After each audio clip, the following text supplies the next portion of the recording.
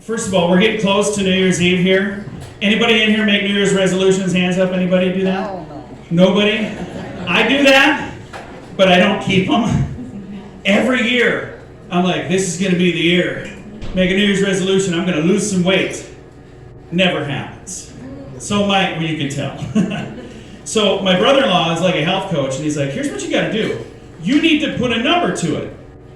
Don't just say I'm going to lose weight. You got to set a number, set a goal. So 2023, I set a goal to lose 100 pounds. And I was like, that's 2 pounds a week. 52 weeks in a year, that's 104 pounds. I'm like, who can't do that? Well, apparently I can't do that. But the first week, I lost 10 pounds. I'm like, I'm set for January. This is going to be easy. To stay on track now, between now and the end of the year, I have to lose 125 pounds. Pretty unlikely. So a couple of years ago, I was thinking, well, maybe what I need is to utilize some technology. Have you guys heard of the Fitbit? What that is? So I buy one of those. I strap it on my fat little wrist. 2 hours later, the band snapped. I'm too fat for a Fitbit. That's not good. Apparently, I need a fat bit. It's not a thing, but it really should be. Think about it.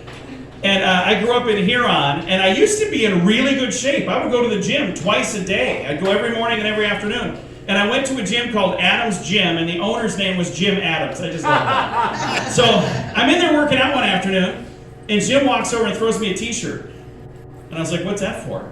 He's like, you're looking good. I want you to go out and advertise for me. I'm like, oh, cool. That's cool. I don't get that these days, by the way. Maybe like an all-you-can-eat rib place. That would make sense. But he gives me this t-shirt, and then I get married, and I get busy, and I don't go to the gym quite as much. And I was at the South Dakota State Fair, and Jim Adams walks over and pats me on the belly and says, you should really quit wearing this shirt. I'm like, yeah, it's got ketchup stains on it anyway, so.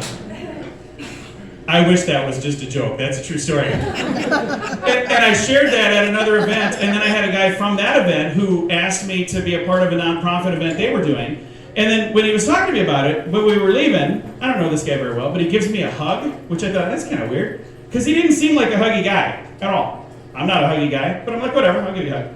So I get to that event, and after I said that, he threw me a shirt. He's like, no, now you can't say that anymore. I gave you a shirt.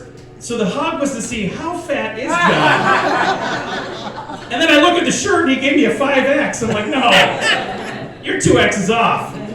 I'm a 3X, I'm not a 7X. I want to make sure you know which way he was off. So, but I'm like, yeah, thanks a lot. That was nice.